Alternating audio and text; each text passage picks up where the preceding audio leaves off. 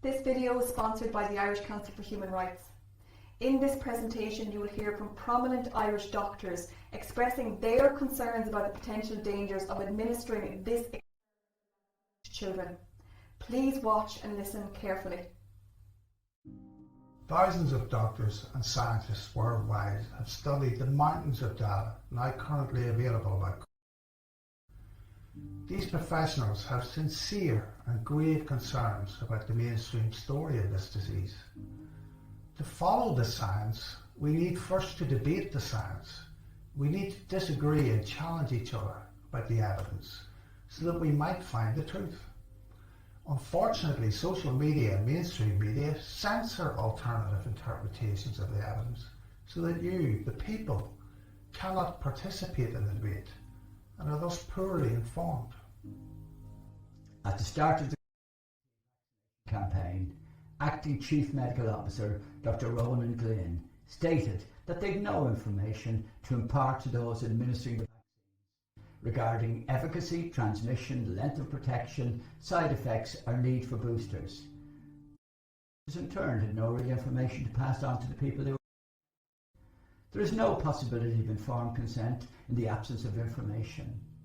9 months later, they have some information on the important elements of the vaccine, and as a result of this information, in a world where reason, honesty and medical ethics held sway, the vaccination campaign would be terminated immediately, never mind extended to children.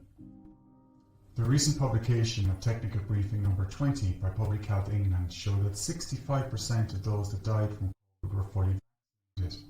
This means that the vaccine strategy is failing as the virus continues to evolve. This fact is corroborated by data from other highly vaccinated countries such as Iceland and Israel.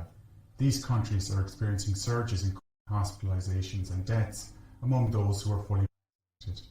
We must stop using these failing and instead focus on early treatment that works on all variants. From March 2020, we have consistently been told to do the right thing, and the right thing for parents has always been to protect their children.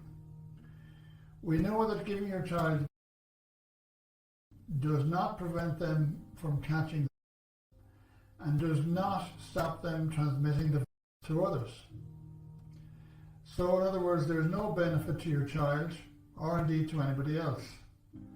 On the other hand, these vaccines are not without risks, some of which are really serious. It is clear that in your children there is no potential for doing good and huge potential for doing harm. So how can you as a parent say you are doing the right thing for your child? There are no benefits to young healthy people from this. There are only risks. The risk of death from the vaccine is at least 4 times that of vaccines will not protect you from contracting the virus, nor will it prevent you from transmitting it, so you will not be protecting others. If you are taking it so that you can take part in society, ask yourself, when was the last time you had to undergo a medical procedure to go to the pub with a friend? If you are considering your child against COVID, have you really thought it through, or are you reacting to bullying and peer pressure? According to the Medicines and Healthcare Products Regulatory Agency, MHRA, in the UK, the risk to your child of an adverse event is 8,000 times greater than any benefit. The science tells us that it poses little or no risk to young, healthy people. Are you really prepared to expose your child to all the risk while getting none of the benefit? Usually in life we weigh up risk versus benefit and we do things because of a perceived benefit. But here there is no benefit, only risk to your child.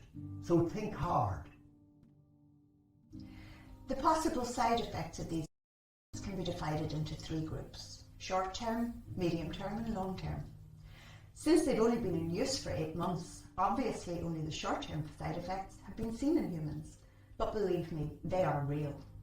Look at the American VAERS or British MHRA databases where the problems are being reported. And we know that this may only be the tip of the iceberg.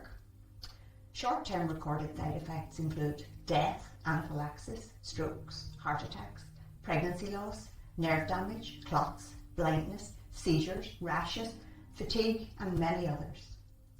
The medium and long-term effects obviously can't be quantified since there is absolutely no data yet, but are based on what we know about mRNA vaccines from previous animal experiments and from in vitro observations, that is, events seen in laboratories. These include all of the problems I've already mentioned, and in addition things like infertility, autoimmune diseases, neurodegenerative disorders such as Alzheimer's and other forms of dementia, Parkinson's disease, increased risk of cancers, and premature death. Why would you risk this for your children when this will not harm them?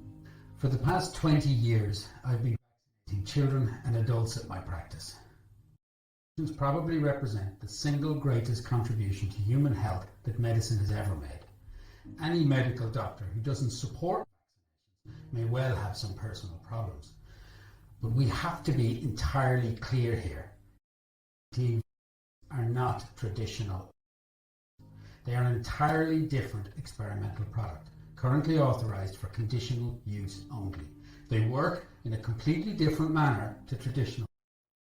We're only now learning of some of the side effects and the deaths associated with.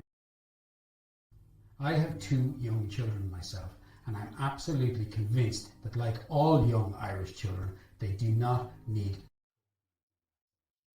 I would not administer this novel gene therapy to my children under any circumstances. The Irish Council for Human Rights would like to take this opportunity to thank all of the doctors who took part in this video, and sincerely hope that parents can make the right choice in the interest of their child and their child alone. Thanks for listening.